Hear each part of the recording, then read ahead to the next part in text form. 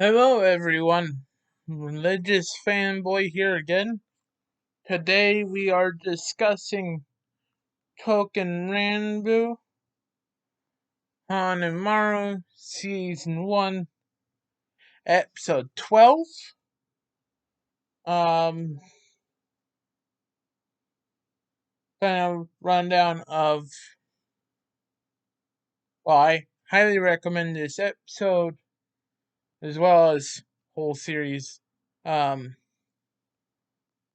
and I really enjoyed going through this show. This is the first show that we've covered on here where the lesson seems to repeat and like that we've gotten to discuss different complexities of the scripture and the ways the lessons and themes are paralleled and portrayed throughout the season. Um and these lessons and themes throughout season 1 are brilliantly wrapped up in this episode. Um, this episode picks up immediately where we left off in episode 11. Um, with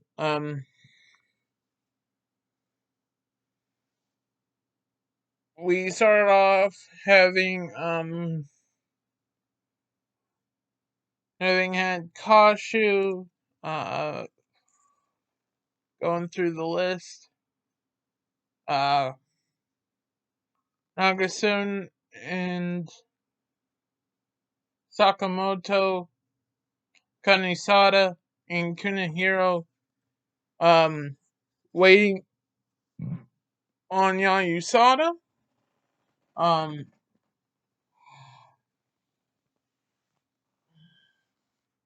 and after a while of waiting we see I don't remember the name of what they are called. Sorry, I have it here in my mouth. Um but they occur due to whenever a major change happens to the timeline. Um, and this also correlates to scenes back at the Citadel where they were looking through picture books and they noticed that Yayusada was missing from them.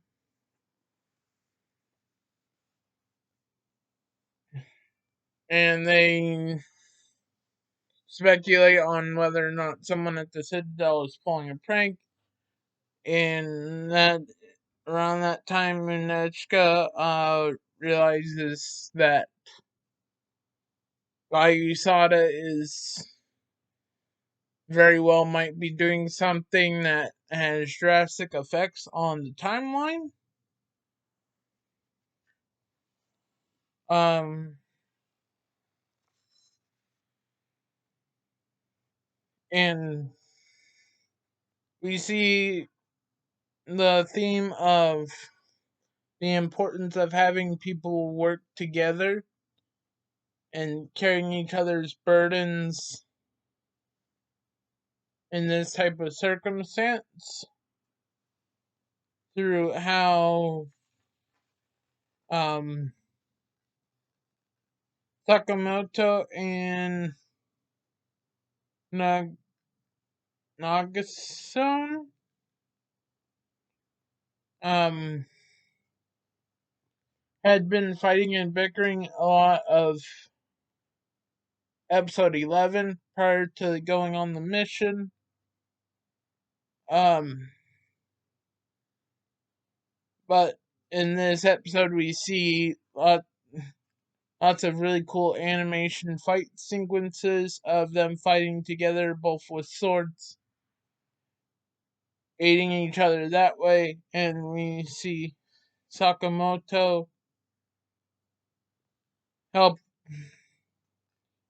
Nagasone with firing off a few gunshots, and killing the monsters that way. Um, so we see the theme of helping each other overcome obstacles in a physical portrayal less of a vocal example or action. Um, but we see how this looks in a friendly and at times stern, if needed, way of encouraging and holding each other accountable. We see the more tender-hearted, encouraging aspect with Kunihiro and Kanisada when uh and Kanisada had taken lots of damage during the two battles.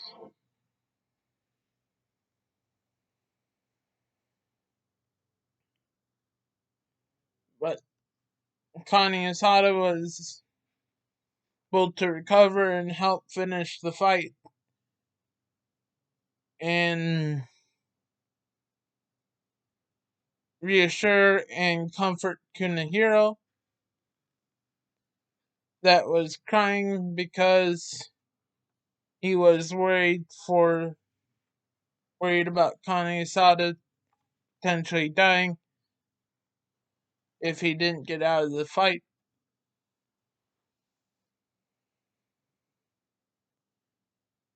And the example in which we see this theme, especially the accountability aspect, portrayed was through Kashu and Yayusada's interactions to each other's actions and their conversation towards the end of the episode. Um, that it was really well done. The kind of subtle symbolism behind the broken hairpin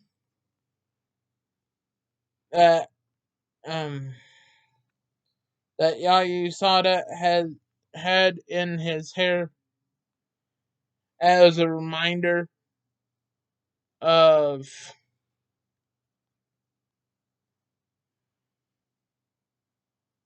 the lesson he needed to learn and remember from his first time leading a mission in the Ikadaya Inn back in episode 1. We see that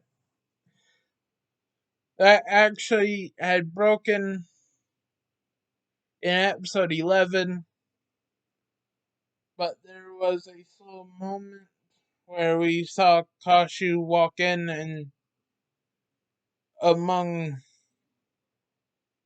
the blood and destruction of the house, he found the broken pin and picks that up. He later fixes it and gives it back to Yayusada as a reminder again. Um,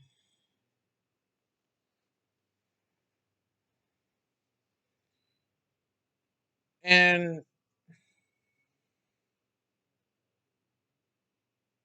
I really enjoyed how this gave us further character development for Kashu, where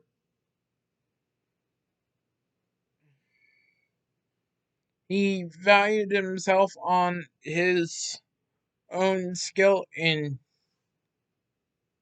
in beauty, but even though he could have helped them fight off the monsters that appeared in response to Yusada's actions, the other sword warriors and him realized that he was the one that would need to talk to Yayusada and get him to come to his senses in order to preserve the timeline. And the way Kashi reminded did this was by telling by telling Yayusada to remember and think of the friends he's made and their new master, and asking him questions if that mattered and if losing that would be worth, like, if changing the timeline would be worth losing that. And this is followed by a really sweet scene with Yayusada and Soji, where they get to meet each other and talk, where Soji asks Yayusada what his goal in life is and asking him why he fights. And this is where Yayusada says that he now fights for his new master and to protect time and protect his friends. And Soji talked about his desire to fight along the Shinsengumi, and Soji, before he leaves, tells Yusada that his mission has been completed by his death at the Ikadaya Inn, and that it seems like Yusada still has stuff that he needs to do, and that he hasn't fulfilled his job.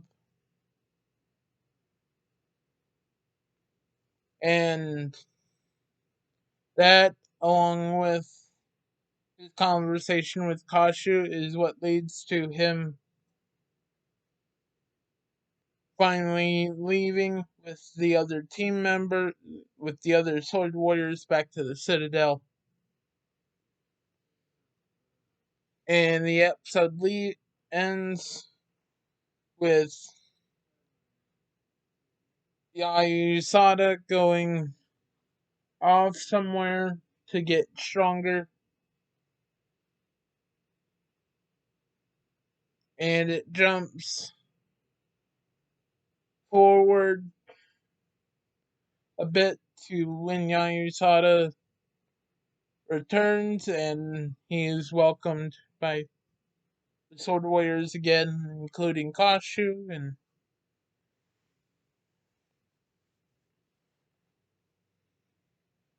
um, I really enjoyed the way the Christian lessons and themes of the biblical themes of there being a time and place, time and season, time and place for every season, and how that is true, and we need to be willing to trust God in that. We need to have faith to trust God in that. I love how this episode both reinforces that theme, but also can be used to, along with looking at episode 11, along with it, to talk about how even though it's the right answer, it's not based on our mental and emotional states at a time. We hear those words greatly affects how helpful they are to us in the moment and how easy these things can be to accept,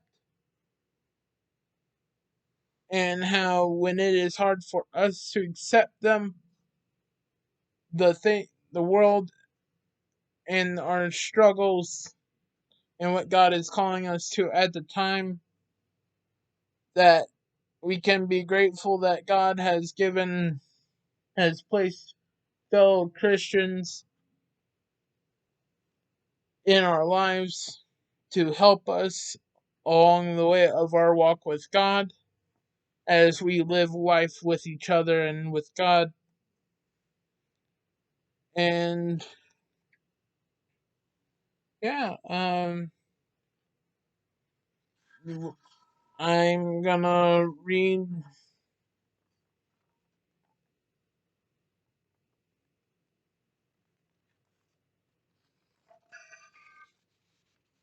um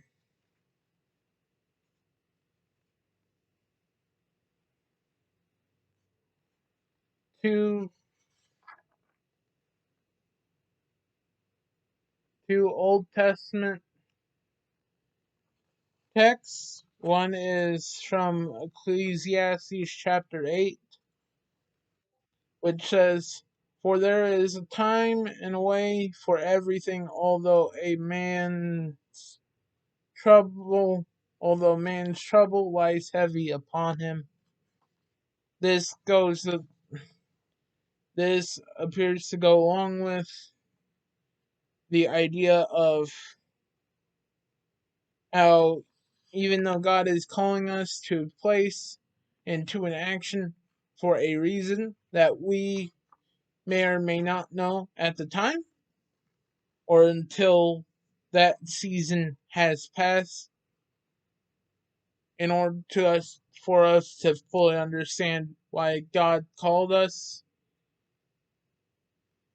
to where he called us and acted in the ways that he acted. And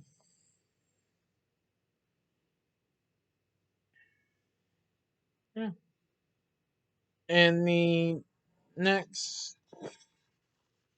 passage comes from the story of Daniel. Um, this is early on in the book of Daniel. Uh, Daniel was a prophet that worked in Babylon following the Babylonians' conquering of Judah. Um, and the context of this chapter was when Daniel was initially brought and to Nebuchadnezzar and called upon by him to interpret a dream that he had had.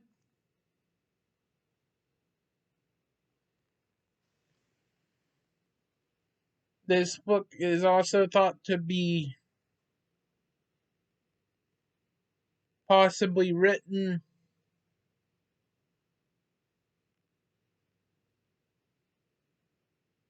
during a time where Jews were experiencing much hardship, and the story of Daniel being a reminder of God's perseverant love, even in our times of suffering, and how God is still calling us to act and be faithful during these times, and being able to trust that God is with us no matter what hardships we may face.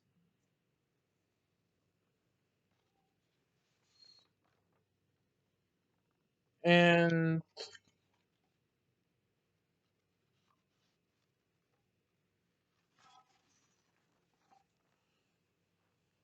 with that being said, I do apologize for lack of text analysis information in this week's video, but I've been having technical difficulties this week with the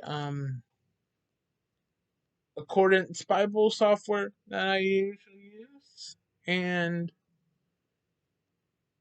with that being said, I hope and pray that you all have taken from this anime and this episode, this video, and the passages of scripture that we read and discussed today, whatever God intended for you to take away from them. Um, and with that being said, may God be with you, and I will see you next time. Bye.